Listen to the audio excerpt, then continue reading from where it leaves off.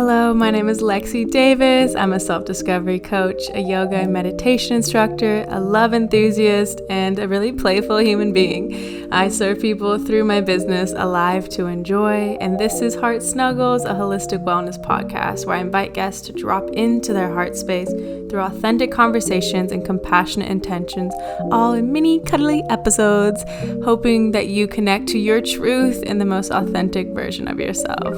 I hope you enjoy. Welcome to Heart Snuggles. We're hoping you're having a wonderful day, and we're going to have a juicy chat today with my beautiful friend. So just give us a little introduction of yourself.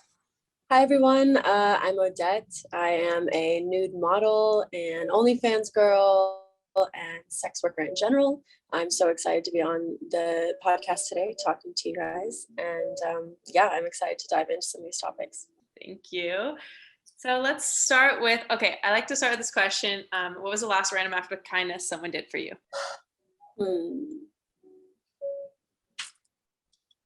I had a little situation where my dog was supposed to be taken care of by somebody else. And then I was out of town and I didn't have anybody to take care of my dog. And somebody kind of out of the blue that I did not expect offered. And that was just a small, it's a responsibility to have a dog for a couple days.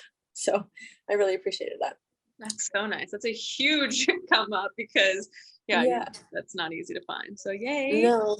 And it was like a little reassurance in the community. I was like, oh, people care.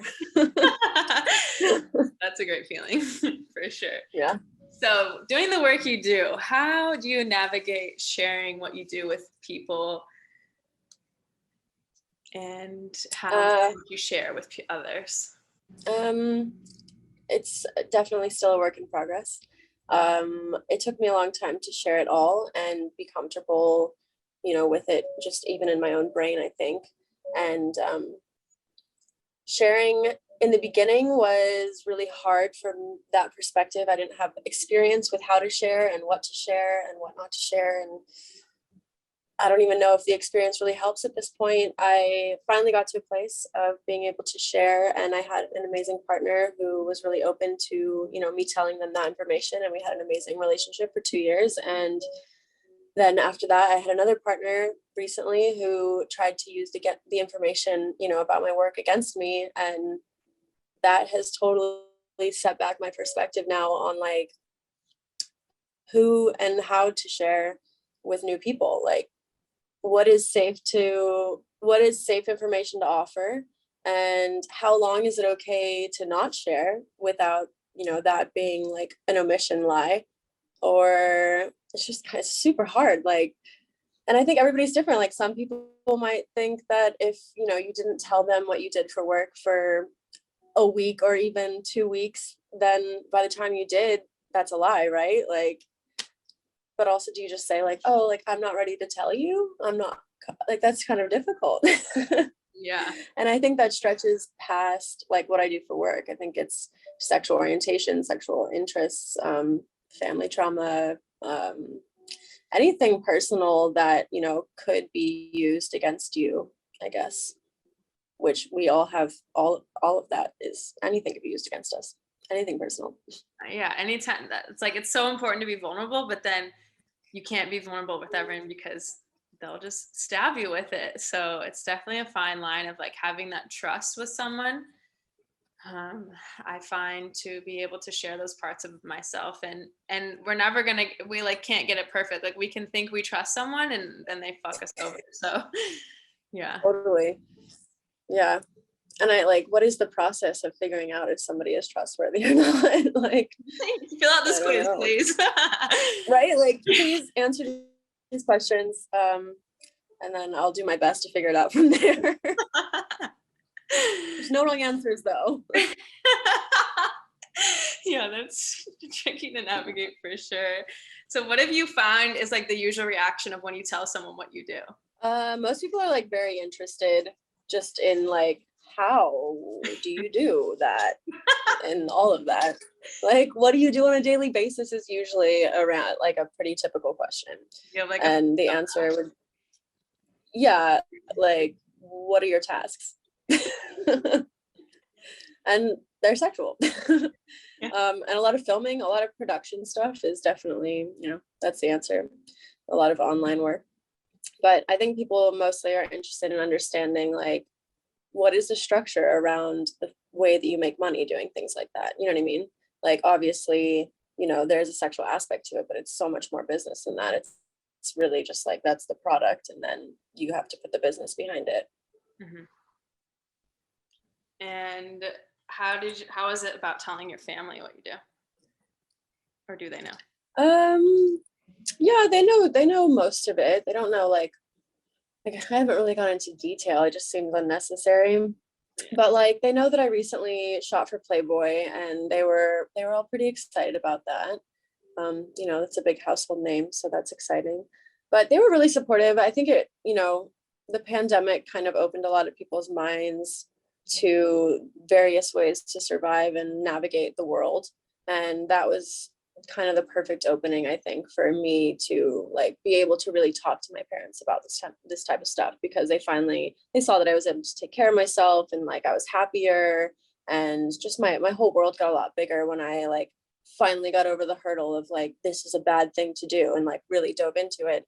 Everything got better. So I think they saw that and really supported me for like making that decision and kind of just diving in and being confident in that way. Yeah, let's talk about how you got over that hurdle, because I have a lot of girlfriends that want to do this work, but it's like there's so much shame associated with it, and there's lots of internal things to work through. So what was your process of doing that a little bit? Honestly, like a big process of it for me was my family finding out. Like my stepbrother he had a hunch of like what kind of work I was doing, because I posted like one sexier photo, and at Christmas he just came all out basically and was like, you're doing this and you're doing that, and half of it was incorrect and very like slandery, but like half of it was correct. And so it was just, and after that happened, my mom and my stepdad both really supported me. They were like, hey, like that was rude of him to do, and like he's not welcome at the house for a little while, and he had no right to do all those things. And like just having that acknowledgement immediately opened up to like, okay, like that was the only people that I really cared. If they were like, if it was gonna hurt them, like that was gonna hurt me, you know what I mean? But when I found out that like they just supported me and they were like, hey, like, yeah, keep doing your thing, I was immediately like, fuck yeah, I'm gonna do all the things, like let's go. Like I'm so capable. I've just been scared to like step out of that, like the little girl, like, is it okay, mom and dad? Like, am I doing okay? Yeah, so valid. We all have that. So yeah, I'm so happy you do, because I love what you do. I love watching you, even though I don't see most of it, but it's so empowering. And they're right. Like I see you glow. Like you're such a different person from when I first met you. Like your energy is so much bigger and you're so much brighter. So true. It's so cool. My space got bigger. Everything is bigger. Everything is That's right. better. So, my hair is brighter. Yes, love the hair too. What are some of the highlights of the work you do? Definitely making my own schedule. I only really like work when I want to work, and I don't have to work if I don't want to work, and that's been an amazing benefit. I get to meet a lot of amazing people and like-minded people. I've always been really open-minded sexually, and so meeting people on that same level has been kind of difficult. But this year, diving into like working with other creators and stuff, I've found like all these girls that are like same brainwave as me in that sense, and just I'm super grateful for the community that I've found in the work, for sure, because I think I was looking for that community before I was able to like really open myself to it. Mm-hmm. And how did you start exploring these parts of yourself? Because you probably like always kind of felt them there, but yeah, I've definitely always been really sexual. I think that comes maybe from having sexual trauma at a younger age and like being aware of sex at a really young age. And so I've always, I've been exploring myself in that way for quite a long time. Sorry, my brightness just turned off. Okay. And I don't know, I think I was like meant to do it, really. Like my main interest in life has always been like sexual energy and sexual connection, and like human connection as well. And yeah, I mean, the modeling thing specifically happened, I don't know, multiple friends were like, you should just do modeling. And had kind of a complex around modeling because my grandmother was a model and she was taller, and she told me my whole life, she's like, you're too short to model, you'll never model. So then I like had this idea that I couldn't model.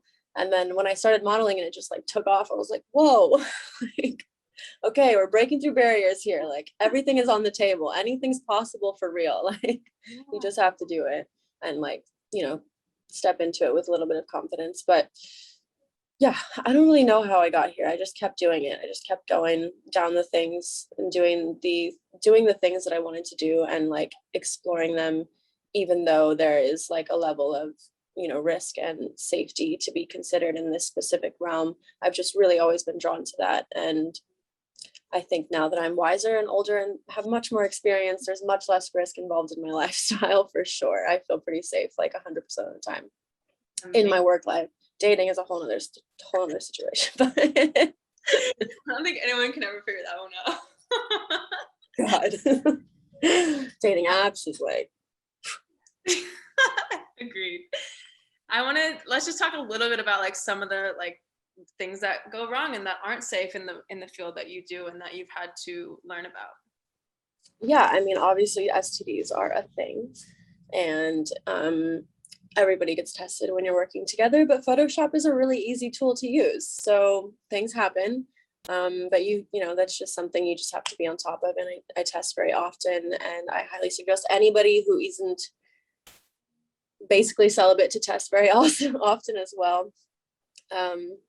And other risks are, or maybe just difficulties. Like a difficulty for me is keeping my body in a place where I want it to be photographed and like on camera all the time. Like I can't do that. So over this year, I've really figured out that I have like 2 weeks on and 2 weeks off. Like I will eat everything I want in those 2 weeks and do whatever I want and lazy, like doing nothing really, online stuff only. And then I'll have 2 weeks where I dedicate to like, I'm working out and I'm, you know, hustling really hard and I'm doing tons of photo shoots and stuff. So I think balance is key, as is with everything in my work.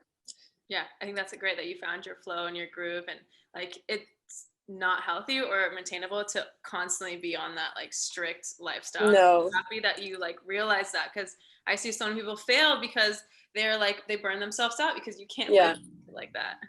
You can't. And I think a lot of us tried to live like that in my field this year during the pandemic, because it, you know, OnlyFans itself is like, it's a daily hustle. Like to really maximize and be on the top earners, you have to be posting like 7 to 12 times a day, like almost every single hour. Yeah, it's like a lot.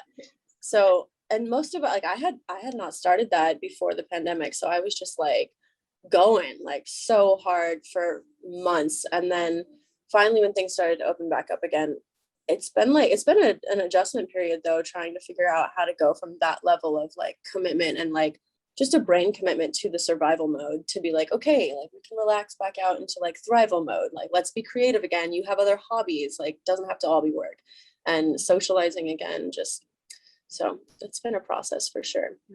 Yeah. That's interesting. I had no idea you had to post that much. Are you one of the top earners? I feel like you. I was for a second, but I have now, I've really calmed down. Okay. That's good. Yeah. Gives you a balance. Yes. I also have somebody helping me now. I have an assistant that does a lot of the posting for me. Thank God. That's so cool. I want to also circle back to the STDs. So it's such a shameful subject, which doesn't make sense because we all have sex and we get them. I've had them. So how do you help people like release that shame, because there's no need for it? I mean, I think the only way to release that shame is to have it once and realize it goes away within a week. Like, you know, and you're just like, oh, okay, it's not a big deal. But I think maybe the hard part is communicating when you do have it with other partners. That's where the shame really sets in, I feel like, for most people. Or if it's something that lingers on forever, like herpes. But honestly, let's get over it. Like 1 in 3 people, at least in LA, has herpes. Like, we all have herpes. Yeah, we all have herpes. It's a skin disease. Like we all have it. And even if you don't think you have it, you probably have it. Like most people aren't showing the fact that they have herpes at all, which means that you have it and you're transferring it to other people who are going to show. It's just this whole mind fuck that everybody needs to just get over. You know, it's just like, we all have it. It's fine. If you get it, you're not going to die. even if you have a terrible case of it, like it's not that bad. It's going to be okay. Anyway, but back to the ones like just talking to your partner about it. I mean, it depends. Like, is there cheating involved? If there is, then there's like a whole new level of guilt and shame. If there isn't, you know, I think that if there isn't cheating involved and you guys have an open relationship or something, that should be a conversation that you have prior to exploring with other people. Like, hey, do you want to use condoms with other people? If not, what are we going to do? If not, like, you know, we got to talk about it. Or do you want to get tested together every month or whatever? Or every time you have a new partner? I think it's just all about communication before it happens, if possible. And then, you know, if it happens, it happens. Just, you got to tell them. Yeah. It's like COVID, you know, got to tell them you're positive. Yeah. I agree. It's just the simple communication. And if you have someone that reacts in such a negative way, like, I think that's a beautiful indication they're not meant to be in your life, because 100%. you need someone that can hold the space for you for when things go wrong, because it's not like you purposely got this STD, like, you know, so right. Yeah. No, for sure.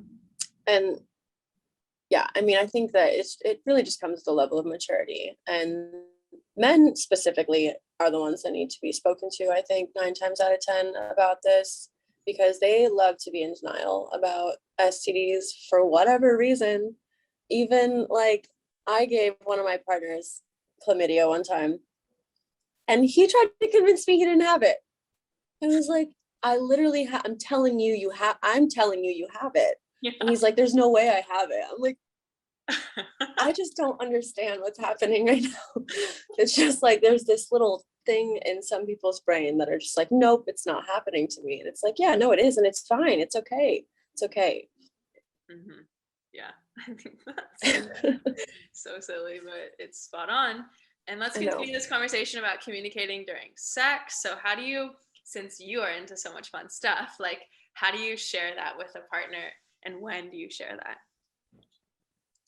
Yeah, that's something I'm still figuring out and kind of doing like my own test trials.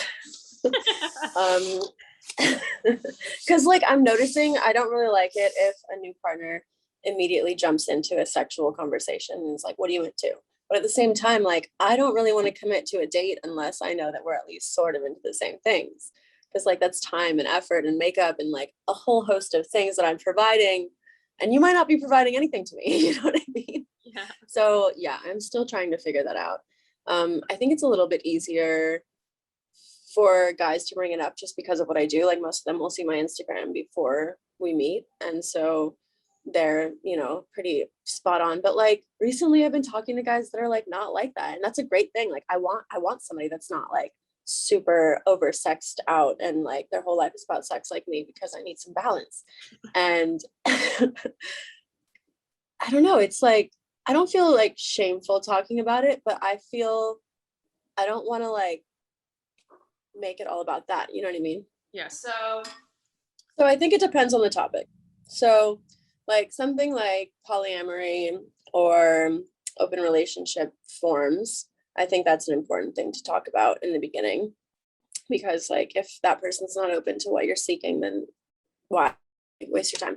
But maybe things like your kinks in bed could be held off until after you've met. Because like, those are things too that can be explored with other people, maybe if they don't have experience, and they might be more open to it if they get to know you first. Yeah, that's for sure something that where trust needs to be built first. Yeah, exactly. So what are some kinky things that people can try that they might not know about? Well, I love group things personally. So I guess being like, threesomes are great. Definitely try that out if you're open to it. Bringing in the energy of a new person can be exciting for both partners. But if that's not something you're into, but you're interested in a similar vibe without sleeping with anybody else, I say go out to like a bar and try to flirt, like be at the bar with your partner, but like be separate, kind of like you're singles, and like try to flirt with other people and like watch other people get excited about your partner, because that always turns me on. Like, I love seeing my partner being like the hot person. You know what I mean? I'm like, oh, like everybody desires you. Now I desire you like even more. That's smart. Never thought of that, but it's so true. Yeah. And I think especially like as we're getting older and like in longer relationships and stuff, like these are such important conversations to be had, because it's hard to keep that spark alive, you know what I mean? But if you see that spark in somebody else's eye for your partner, it's like it transfers to you. You're like, oh, there it is. I found it. Yeah, that's what I fell in love with. Yeah, and they feel good, you know what I mean? Who doesn't like getting a little bit of extra attention with your partner's permission? Mm-hmm. Yeah. That's clever. And what are some things, what you did that like rope tying Oh thing? yeah, shibari. That's really cool. That's a good activity for partners. There's a lot of classes. I highly suggest going to classes, but you can also teach yourself on YouTube. The classes are just cool because you get to like be around other people and learn a little bit more than just like rope on body. There's like a whole kind of spiritual experience to it if you're interested in diving into that. But yeah, that's a really cool thing to try out for two people. Sex parties are also great if you're interested in just watching or like being around that energy. You don't really have to, you know, do anything with anybody else, but you can at least do something with your partner in front of other people if that's something you're into. That's pretty, you know, that can be pretty tame and chill. How would one find a sex party? It depends on the area. There's a, just go online, honestly. There's like Sanctum and Kinky Rabbit and a couple in LA and New York. Those two are both in LA and New York. Aside from that, I don't know. I know there's one called Lush that I think is in most of the major cities. But Google has a lot of that information for sure. Wouldn't think, but it definitely is. It does. I forgot what I was gonna ask. Thinking of other things to spice up your sex life. Yeah. So what are some other ways to spice up your sex life? Role playing can be fun as long as, you know, both parties are into it. Sometimes I'm a little too shy for role play. It really depends on the partner that I'm with. But I think that can be fun. And dirty talk. I think dirty talk is so underrated.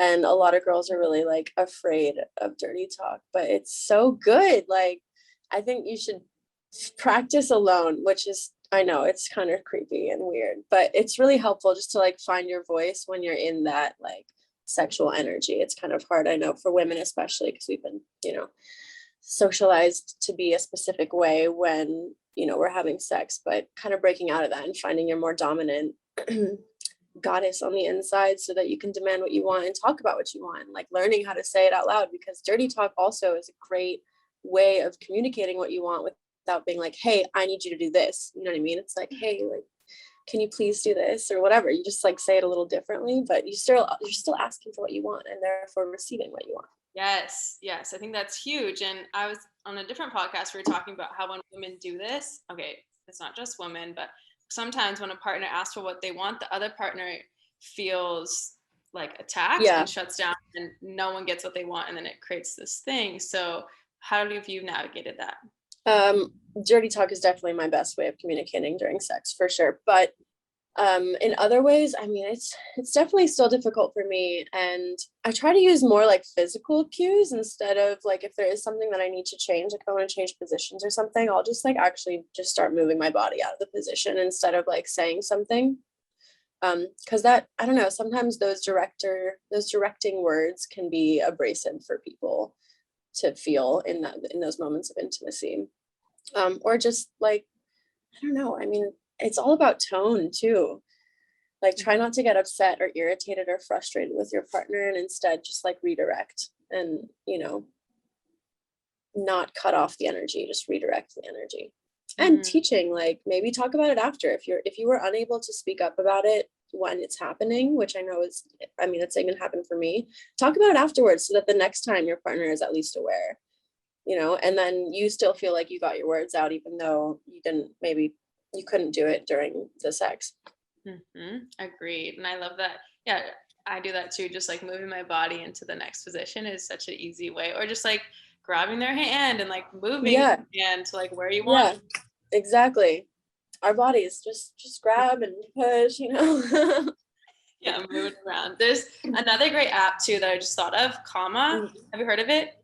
Mm-mm. Kama for those who are interested, and it's like all about sex and sexual pleasure, and they have videos and demonstrations of all things sex. So it's a really like actually helpful and beautiful, mindful sex app. Oh, that's cool. Yeah, I've never heard of that. I'll have to check that out. I'll send it to you for people that want to explore and are like don't know where to start. And yeah, even with dirty talk, like I experienced it with a few partners, but I was like always so shy. And then I finally was like, my partner kept wanting me to do more. And I was like, okay.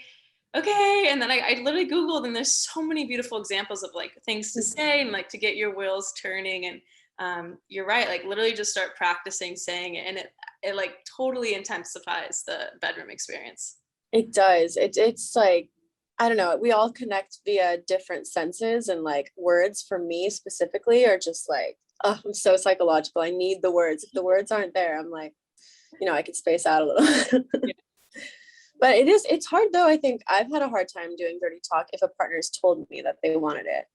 Like if they were like in the middle of it, they're like, talk dirty to me. Then all of a sudden I'm like, stage fright. Like, what do you want me to say?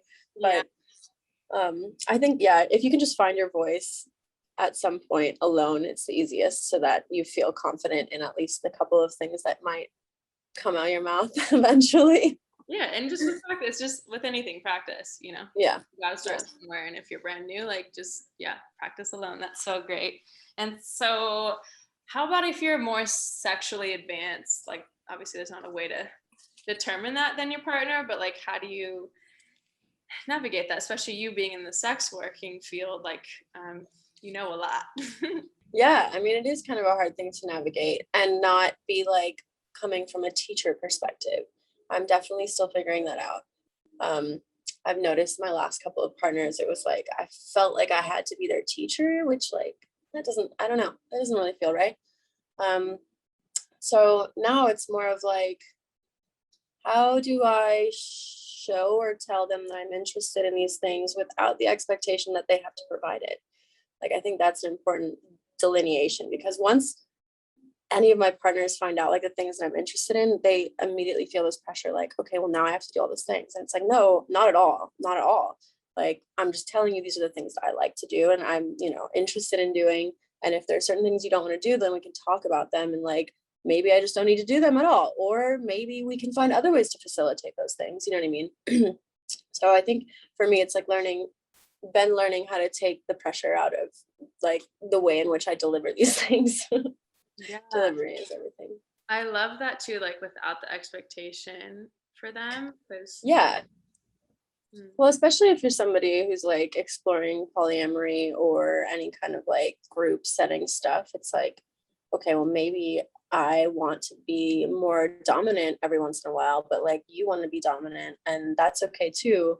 Maybe we can find somebody else, like a female, like third, that I can be dominant to, and you can also be dominant too. Like there's so many ways to explore all of your interests sexually, and communication is the main key to all of it.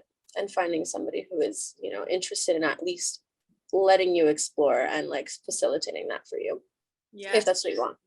Yeah. And there's also like no shame around whatever you want. If you want to, this one girl I follow, she's so great. She calls it starfish. If you just want to lay there and be fucked, Pillow princess. That's me. Pillow princess? Yeah. Oh my God. I love that. Have you heard that before? No. What does that mean? Oh, just the same thing as a starfish, just like pillow. I just lay there in the pillow and relax. Like you do all the work. It's great. Yes. Or if you want to be, so is that different than being dominant then? Yeah, pillow princess. Well, it's not even really like a submissive or dominant categorization. I think it's more of like, I guess it could be submissive kind of, but not really, because submissive is more like I want to serve you, or like I want to do what you want to do. And this is more of like I'm doing what I want to do, which is nothing in the pillow on the bed, and I'm going to let you do what you're going to do, and it's going to be great because I don't have to do anything. Yes. It's like the lazy perspective, I would say. Yeah, quote unquote. But there's nothing wrong with that. No, definitely not. And it's like very, very comfortable. Yeah. And it's so great for us to practice receiving in that way, because how often life is literally just going to sit back and absolutely do nothing and just receive full pleasure. Like, yes, more please. It's actually, I think it's like kind of admirable to be able to do that, because like it's taken me so long to get out of the mindset of like, okay, must make penis hard, now must make penis come. Like, it's just, I feel like it was just drilled into me at some point. And now I'm like, okay, wait, no, Literally, this is all about me now. Yeah, I'm gonna lay back, you do the work, let's see what you got. Like, you know. So it's kind of, I don't know, it's been a nice psychological shift. And I think a lot of women really struggle with that shift of being able to receive, especially in bed, or even just being present at all to themselves instead of their partner. Yeah. So what are some of your tips for orgasming as a woman? Breathing like is the biggest thing, especially if you're interested in figuring out how to squirt. Breathing is everything. Breath work is like the only thing that made it happen for me when I started understanding breath work and then applying that to sex. Is wow, magic, actual magic. So I think breathing is a big thing. It also like helps you be present with your body because you're focusing on, you know, your own movements, and it'll help the vulva relax and elongate and do all the things that it needs to receive. And yeah, breath work is incredibly important. And then wait, I just lost track. Like just conversation ahead of time, I think, with your partner, and like being present and being like, okay, we're gonna share this moment together. And you know, hygiene's good too. She shower together. I can be a little OCD sometimes, so like if I take a shower with my partner, I feel much more open to like exploring everything. And I don't feel any kind of self-conscious about anything if I've just showered. It's just like, okay, you know, I showered, I know you showered, like all body, let's go, you know. Like, yeah. Plus shower is such a great way to start the whole scenario. Like, oh, I love a shower with a partner. Yeah. Perfect foreplay. Yeah. And then also for women, like we need 20 to 40 minutes of like being turned on until we can actually like receive in the way that we're supposed to receive. So if it's like uncomfortable or feeling tight, or you know, you're struggling to get wet, like you take more time, like you have to. And if you have a partner that's like not interested, maybe suggest like touching each other side by side, you know what I mean? Like you can get yourself there as well, and then connect with your partner if your partner's like, I'm tired, I don't have that much energy right now. Which they shouldn't be like that, but I'm like, you know, sometimes you got to do things on the fly. I don't know. Yeah, just understanding like a woman's body, like it takes more time for us. We're not designed like men. Like men are like boom, but women, it's slow. It's actual time. And so, what are some good foreplay things for people? Because I was actually talking to a friend recently, and her and her partner never did foreplay, and I was like, what the fuck?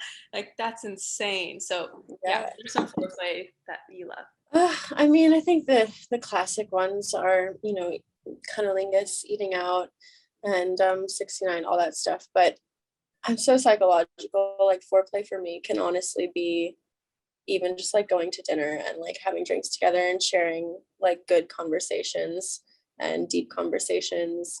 And like all of that gets me to a place of like feeling very open with my partner and like ready to receive and ready to give, outside of the sexual aspect. So sometimes that can honestly do better than even like physical stuff for me. Sometimes the physical stuff is, you know, not even just not even enough. But toys are a good way to foreplay with your partner.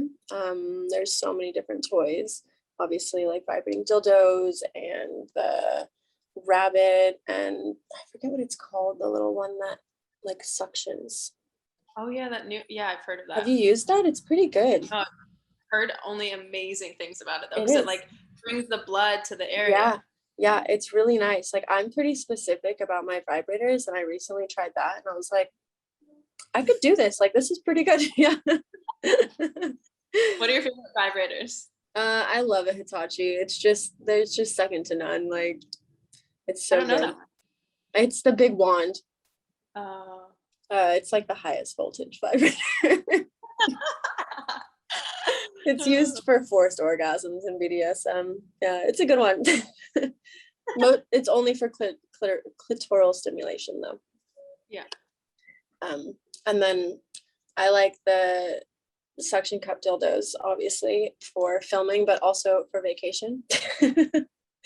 Travelable and standing fuckable and sitting fuckable, and many of options with the suction cup dildos. Yeah. Fun. I haven't tried that either, but I think I have a friend that had one. And you recommend a specific company, or do you just buy them wherever you can get them? Yeah, I just kind of buy the ones that I really like, to be honest. What is that one company? Well, the Hitachi is its own brand. And they have a couple of attachments for the Hitachi and stuff like that. But yeah, I mean, the dildos there's a ton of really good brands. Cool. I can give you like a list of some of my favorite sex shops afterward, though. Okay, yeah, I'll add that in the show notes. Okay. What are some tips for oral pleasure for men and for women? Well, don't get stuck on the clit, please, dear God. Also, consider asking which direction your partner likes their clit stimulated, because some girls like it side to side, some girls like it up and down, some girls only like it down. So like, and if you go the wrong way with a lot of people, it can be really jolting. So pay attention to her body also. Like if her breathing is relaxed, you're doing a good job. If she's like clenching any muscles, something is uncomfortable. Like, consider asking what's up. But like use your hands and like the whole, like you get in there, like use all the skin around it is very super filled with nerve endings and stuff. So it's not just the clit. And honestly, the more that you avoid the clit, I would say, the quicker the orgasm will be when you do end up going to it. Like do the thighs, like massage the thighs a little bit, kiss them, like, get everywhere but the clit. That should be your very last destination. So yeah, that's the little bit of like, it's almost like teasing, and it builds up the tension. Yeah, and then it gets more enlarged and stuff too. And then by the time it does get touched, it's like orgasm. We're ready. Love it. And what about women giving oral to a guy, giving it head? Ugh, what is some advice? I don't know. I always hear these weird, like, oh, if you pinch this part of your body, like your throat opens or whatever. I don't know if that's true. I've never really tried it. But just try to relax. Like, don't put pressure onto doing it like perfect. There is no perfect. Like, you're doing great, sweetie. Just like do your thing. Don't stress. I feel like a lot of girls are like, I want to be the best at this blowjob. Like, I'm going to give them the best blowjob ever. Like, come on. We all give great blowjobs. Let's be real. That's what I think. Like, if you just give one, that's it. You're doing great. Yeah. Like, he just wants a tongue to touch it. Like, it's nice, Don't bite it. But like, aside from that, you're doing fine. One tip of advice, no biting. Yeah. But like using hands is really good, especially because some of our jaws do get tired eventually. So yeah, like using a hand with the mouth and then taking the mouth up for a breath and still using the hand. And like when you're breathing, like when I'm breathing, I try to like give some attention to the balls and like touch their legs and stuff. Like you can make that moment something other than like, holy fuck, I need a break, which sometimes I do feel that way. Yeah. But that's okay too. Yeah, and that is okay. But yeah, I mean, just there's no pressure. Like, do whatever makes you feel comfortable. And if deep throating isn't it, that's okay. Like, not all of us were made for that. Yeah. Yeah, one of my girlfriends. And like, go ahead. Certain penises are gonna fit differently. Like some people, I feel like I have been able to like fully take down, and other people, nothing. Like I'm just like, I actually can't do this for you. Like we are not a match in this category. Like your key does not fit. And that's a real thing. It's totally real. Yeah, I think we forget that too. Like every person is different that we interact with sexually, and it's not all going to work the same, and everyone's pleasure is different, and it's like it's really a new experiment each person you get. Totally. And I've encountered so many guys that like they're like, I don't even like, a blowjob is cool for a little while, but like I don't like need it, or like I don't really want it that bad. You know what I mean? Which like nobody tells you that when you're younger. They're like, all guys want their dick sucked. Like it's not true. Not true at all. Yeah. It's not true. I think like Jack Harlow, you know him? He created a song that's like, I don't want head, or so I think I do kind of know what you're talking about. Yeah. Anyways, but yeah, it's so true. And I always thought like, we're told like You must give good head as a woman. Yeah. That's how you keep your man or whatever. Gosh, yeah. Yay to pay But Kentucky. if you did want to try to deep throat, the easiest way is to hang your head off of the side of the bed, and then like gravity is just on your side. Yeah, I've heard that. Yeah, it is really helpful. Cool. And how do you help someone that is a virgin? Have you ever experienced that? I haven't actually. Okay. Yeah. Oh, no, not quite. Almost, but not quite. He wasn't quite a virgin. But Yeah. I guess it's kind of similar. Like I have had somebody like ask me to, I guess, just like assist them in that category. And what I offered them was like some of the better positions that feel good for women, or at least for me in that scenario. And just like confidence, like be committed to the exploration and don't put too much pressure on what it should be. No expectations. Like be committed to doing things that make you feel good, and be open to, you know, facilitating things that make your partner feel good too. It's just, I think it really just be open as you can, and work from a place of love for yourself and for your partner. Mm-hmm. Yeah, one of my good girlfriends, she's a virgin, and like it even took her a while to tell me because it's such a shameful thing, and Yeah. she's starting to explore. Like she still is, and it's just like she's like, how do I even find the right guy that's going to be able to help me, because she's waited so long. And it's Yeah. My advice for that, I guess, it would be a little more bleak probably than yours. If I'm being honest. I would just say get it done. Like just once you do it once, it's like, find somebody like that you like, obviously, and you respect and is respectful, but you're not like, don't find the one. The first one isn't gonna be the one, in my opinion, personally. So. I definitely do agree with that one. Yeah. Definitely Yeah, I mean, feel safe, because my first experience wasn't it, and like that's what it was. But yeah, it would have been way nice if it was someone that like cared about me. And yeah, like find like somebody that you would definitely want to be or are friends with, you know what I mean, that also is interested in exploring that with you. I think is probably the most ideal situation. Yeah, because it's kind of just like one of those rip the band-aid off things. At some point it does eventually get to that point. Cool. What's been one of the like some of the highlights of the work you do? I mean, I think just being able to like sustain myself as an independent woman and not feeling like I had to date someone or ask my parents for money. I think that that's been the biggest portion of benefit for me. And then just watching my dreams come true. Like I manifested this apartment, and I really wanted this beautiful apartment with all these windows, and here I am. Once I finally like went down the path I was supposed to go down after kicking and screaming for a little while about it, it all opened up. And yeah, I think that's been the most beneficial thing to see happen. And I'm able to like do my own thing, and I can still be creative, and I just have a lot of freedom. Yeah, and talk I really about your appreciate other that. passions. I love that.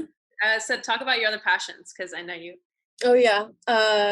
So my degree is in fashion design, and at some point I do want to open a line or two or three.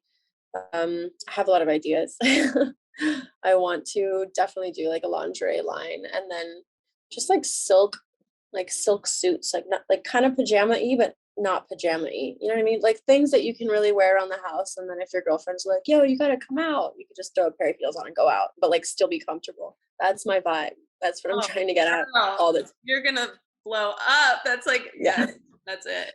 That's the vibe, because like going out can be like, what am I gonna wear, whatever. But if you got these amazing matching silk cool outfits all the time, easy, just simplified. And then I actually have a product that I want to create for sexual health. I guess, yeah, it's in the category of sexual health. Basically, there's a trick that sex workers use to be able to continue doing work when they're on their period, and it is to shove makeup sponges up there, because it feels like the inside of a vagina, and other people cannot tell that they're there, and it totally stops the bleeding. And this is a great option. However, the issue is that there's nothing to pull it out with. So like for me, like my fingers, they're just not long enough. So I've had to have partners like literally pull them out for me. And that's a struggle.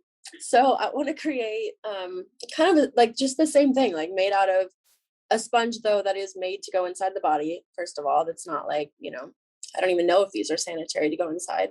And then I want to have like just like a tab made out of the sponge, very, very small, that you can use, that still wouldn't be felt during sex, but you can pull it out. So yeah, working on that at some point too. And then I like to paint and explore. Mostly lately I've been exploring my emotions through painting, like really just trying to get it out via some shapes and colors. Yeah, I love your art, and I love how creative you are, and like I'm glad that you're tapping back into all this, and like you have so many Yeah, ideas, and it's like get it out there. I know. I got to get it out there. I got to meet some people to get this product, because that product, because women, like, I don't know if you're horny on your period. I'm super Thumb up. horny. Right. Also, so it cleans up the mess. There's no mess. Like I'm still down to have sex on my period, but you know, you got to put a towel down, and sometimes it's just like messy. It's not like visually pleasing for anybody, you know. But this just like totally, it doesn't even seem like you're on your period. I've never heard of that. That is so amazing. Yeah. It's a hot trick. Cool. So how can people find you? You can find me on Instagram. My Instagram is Odette, OBVIODETTE. And it's the same handle on Twitter. You can find me there as well. And then from either of those places, you can find all the rest of my links. Sweet. And you have an OnlyFans, right? I do have an OnlyFans. Both of those both of that. That is both listed on the Twitter and the Instagram. Amazing. Thank you so much for being here and being so Yes. beautiful and everything. Thanks for having me. Appreciate it.